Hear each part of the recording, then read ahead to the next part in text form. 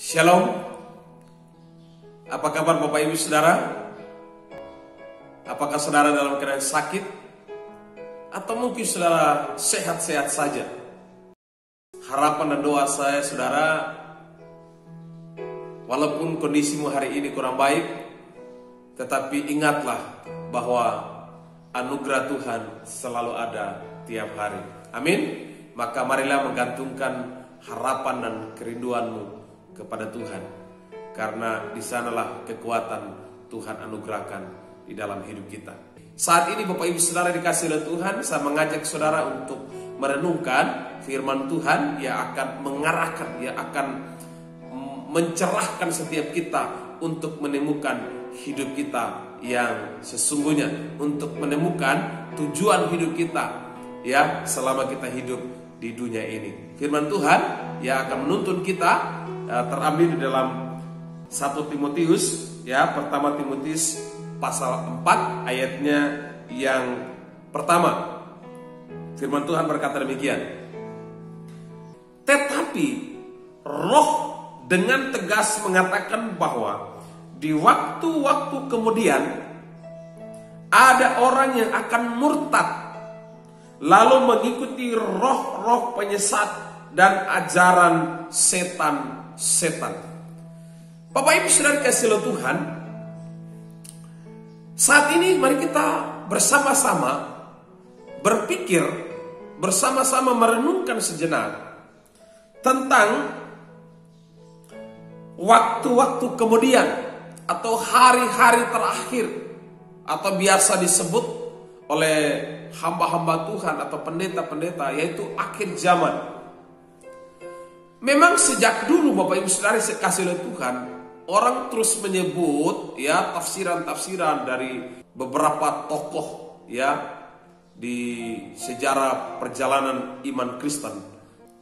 Nah, di sini Bapak Ibu Saudara dikasihi oleh Tuhan, jelas sekali mengatakan bahwa di waktu-waktu terakhir ada orang yang murtad. Nah, kata murtad di sini Bapak Ibu Saudara itu memiliki beberapa pengertian. Ketika seseorang mengaku dirinya percaya Yesus tapi tidak mau beribadah, itu sebenarnya murtad secara pasif. Ya. Jadi ketika seorang mengatakan saya orang Kristen, tapi saya ibadah tidak perlu kumpul dengan orang lain. Ya, sebelum kejadian virus corona ini, ya tidak mau beribadah, sudah dilayani, sudah didoakan, sudah dituntun, ya dia mengerti firman Tuhan, tapi tidak mau beribadah. Baginya cukup saja beribadah sendiri di rumah. Itu sebenarnya murtad secara pasif Bapak Ibu Saudara. Nah, di sisi yang lain sementara ya Alkitab dengan jelas mengatakan bahwa hendaklah kamu berkumpul untuk beribadah, memuji menyembah Tuhan. Artinya Allah kita adalah Allah yang komunal, Allah yang suka dengan komunitas, ya, dengan kelompok. Kita bisa saling bertumbuh bersama, saling mengenal, ya, karena Allah kita Allah yang penuh kasih, ya, yang saling mengasihi satu dengan yang lain. Nah, ini menjadi peringatan penting bagi setiap kita Bapak Ibu Saudara yang hidup di hari-hari terakhir ini. Bahwa di hari-hari terakhir ini akan banyak orang yang murtad. Artinya Bapak Ibu Saudara, murtad di sini itu mengarah kepada seseorang ya yang mengaku dirinya percaya kepada Yesus Kristus atau Isa Al-Masih, tetapi menyangkal dari sisi karakter kehidupannya. Artinya Bapak Ibu Saudara kasih oleh Tuhan, walaupun dia percaya dari sisi logika atau pengetahuan dia, tapi dari sisi karakter kehidupan, dari sisi sikap hidup, itu sebenarnya dia murtad. Dia menolak akan kehadiran Tuhan di dalam hidupnya. Itu orang yang murtad sebenarnya. Lalu yang kedua Bapak Ibu Saudara kasih oleh Tuhan, kata murtad di sini itu sebenarnya memiliki makna bahwa Orang yang murtad itulah orang yang sebenarnya sudah tahu kebenaran, tapi dia tinggalkan oleh karena keadaan yang mendesak. Contoh, dia sudah mengerti keselamatan, tetapi ya karena faktor jabatan, karena faktor perkawinan atau pernikahan dengan yang non-Kristen, akhirnya tinggalkan. Jadi yang pertama tadi ingat, murtad yang pertama itu murtad pasif. Artinya dia percaya, tapi ya sudah, saya sendiri saja, tidak perlu orang lain. Dia tidak mau beribadah, ya pokoknya saya percaya saja. Wah, ini perlu dikoreksi sejauh mana imannya. Yang kedua, Bapak Ibu Saudara, karena keadaan yang mendesak. Itu tadi, karena mungkin ditawari dengan harta, ditawari dengan wanita, ditawari dengan jabatan, membuat dia harus tinggalkan iman yang sesungguhnya. Dan murtad yang terakhir adalah seseorang yang di akhir hidupnya tidak percaya lagi Yesus Kristus sebagai Tuhan dan Juru Selamat. Jadi ketika seseorang selama hidupnya dia percaya Yesus, katanya katanya percaya Yesus. Ya, perjalanan hidupnya percaya Yesus. Katanya. Tapi pada akhirnya Bapak Ibu Saudara, itu seperti penjahat di atas kayu salib, ya, salah satu penjahat di atas kayu salib yang kemudian di akhir hidupnya seharusnya membuat dia bertobat. Artinya dia membuat dia mengaku dosa, yang meminta ampun kepada Isa Al-Masih. Tapi justru dia mencela, justru dia menguji. Kalau engkau raja, kalau engkau hakim, kalau engkau Tuhan, turunkan dirimu dari salib itu. Dia tidak mengerti, memahami kenapa Yesus harus mati di kayu salib. Kenapa Yesus harus dipaku di kayu salib bersama-sama dengan dia. Seharusnya kalau dia sadar, dia mengerti, mengatakan, ingatlah aku orang berdosa. Kalau dia menyesal, maka pengampunan Tuhan berikan. Sama seperti Petrus. Petrus yang adalah seorang murid yang dikasihi Tuhan. Dia menyangkal 3 kali. Tapi ada penyesalan. Dia mengaku dosa. Paulus, dia jahat. Dia membunuh orang. Tapi ada penyesalan. Dia mengakui. Sehingga hidupnya dipulihkan. Maria yang meminyaki kaki Yesus, dia orang berdosa, tapi Tuhan ampuni. Kenapa? Dia menyesal. Nah, Bapak Ibu Saudara kasih oleh Tuhan, saat ini mari kita bersama-sama merenungkan dari bagian ini, ya. Kitab suci dengan jelas mengatakan bahwa di hari-hari terakhir ada banyak orang yang akan murtad. Murtad mungkin karena pasif tadi, berdiam diri, ya pokoknya saya tidak mau bergabung dengan orang lain, ya pokoknya saya sudah percaya Tuhan saja, sudah cukuplah, begitu ya. Yang kedua, oleh karena desakan atau keadaan, situasi yang ada mendesak dia untuk murtad, untuk meninggalkan imannya. Dan murtad yang terakhir adalah ketika seseorang kematian, ya, di akhir hidupnya, ini sudah detik-detik kematian itu berakhir, tapi tidak percaya Isa Al-Masih sebagai hakim yang terakhir yang menghakimi dunia dan akhirat. Maka yang pasti Alkitab memberi penjelasan dengan tegas. Mereka binasa dalam ketidakkepercayaan mereka. Doa saya hari ini, saudara yang lagi ragu, yang lagi bimbang, Yang mungkin lagi bertanya-bertanya, kok kenapa ya saya percaya Yesus? Atau saudara mulai ragu untuk kemudian meninggalkan imanmu. Saya pastikan buat saudara hari ini melalui firman ini, jangan pernah tinggalkan imanmu hanya karena sesuap nasi. Jangan pernah tinggalkan imanmu kepada Isa Al-Masih Juru Selamat dunia hanya karena jabatan, hanya karena perkawinan, hanya karena popularitas, atau dalam hal apapun. Jangan pernah tinggalkan. Karena yang bisa membuka pintu sorga dan yang bisa menutup pintu neraka itu hanya Isa Al-Masih Juru Selamat dunia.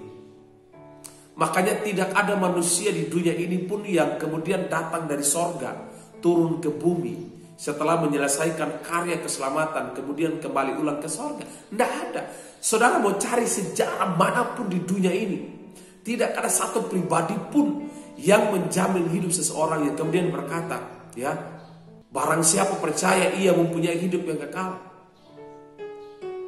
Tidak ada seorang pun yang merebut mereka, kata mereka itu orang yang percaya, dari tanganku.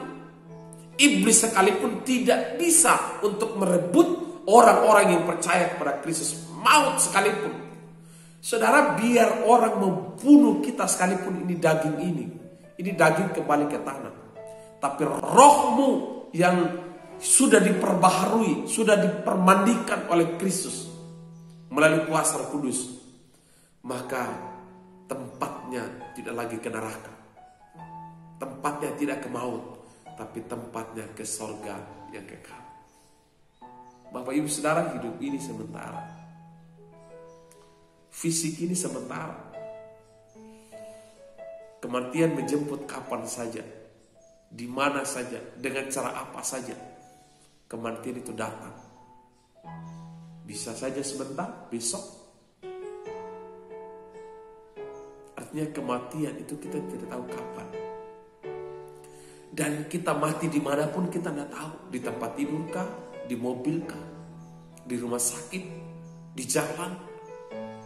Kita lagi olahraga sehat-sehat saja. Atau di atas pesawat. Dimanapun kematian bisa menjemput kita. Lalu kemudian caranya berbeda-beda.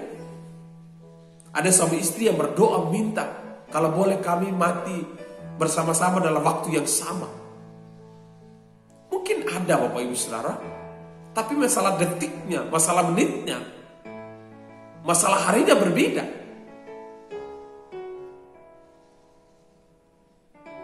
Ada orang yang dengan cara meninggalnya itu, dia duduk tenang, kemudian meninggal. Dia lagi bersama keluarga, kemudian meninggal. Ada orang yang sakit, ada orang kena kecelakaan. Artinya kematian, ya, atau cara kematian seseorang itu berbeda. Tetapi pertanyaannya adalah, ketika kematian itu menjemput kita, apakah posisi kita dalam keadaan murtad pasif? Atau murtad karena desakan atau kebutuhan? Atau karena di akhir hidup kita juga tidak sadar akan dosa, tidak menyesal. Seperti seorang yang tergantung di kayu salib. Atau Bapak Ibu Saudara, kita adalah orang-orang yang seperti Petrus, yang kemudian menyesali, dia mengaku. Kita adalah orang-orang yang seperti Paulus. Kita adalah orang yang seperti kepala penjara yang kemudian sadar, apa yang aku lakukan supaya aku selamat. Dan hari itu dia berjumpa dengan Yesus. Andaikan gempa bumi itu dan rentuhan itu kena pada dirinya, kemana dia akan pergi setelah mati? Tapi bersyukur dia berjumpa dengan Yesus di dalam penjara. Bagaimana dengan saudara hari ini? Saya tidak menawarkan agama buat saudara, atau saya tidak menawarkan saudara masuk ke agama Kristen. Ingat, agama Kristen tidak menjamin keselamatan. Tidak menjamin. Jangan pernah berpikir, oh saya menikah dengan orang Kristen maka saya nanti masuk surga. Enggak. Oh saya berpacaran dengan orang Kristen. Enggak menjamin Bapak Ibu Saudara. Saudara ingat kasus perceraian hari ini? Saudara bisa buka di Google, cari saja ya perceraian di kalangan orang Kristen atau di bimas Kristen ya. Kasus-kasus perceraian. Saudara bisa buka. Dan banyak orang Kristen yang tidak konsisten, tidak berkomitmen pada panggilan Tuhan. Apa yang dipersatukan tidak boleh diceraikan. Saudara, jangan berpikir ketika saya masuk gereja hidupku akan lebih baik. Belum tentu. Karena ketika saudara masuk ke gereja, saudara akan menemukan orang-orang yang juga sama dengan saudara, orang berdosa, yang juga membutuhkan keselamatan, membutuhkan hidupnya dipulihkan. Jangan berpikir bahwa ketika masuk gereja orang ya ada di sana maka ya waduh orang-orang yang betul-betul kudus tanpa berdosa. Sabar dulu. Makanya ujilah imanmu hari ini. Kalau engkau masuk Kristen hanya karena perkawinan, hanya karena terpaksa, lebih baik saudara jangan coba-coba masuk. Kalau saudara mengerti, memahami siapa Isa Al-Masih, siapa Yesus, maka sesungguhnya saudara akan menemukan tujuan hidupmu setelah kematian menjemput. Anda dan saya akan menghadapi kematian. Anda dan saya menghadapi persoalan yang sama antara neraka dan surga. Pilihannya ada di tangan hari ini. Bukan waktu mati.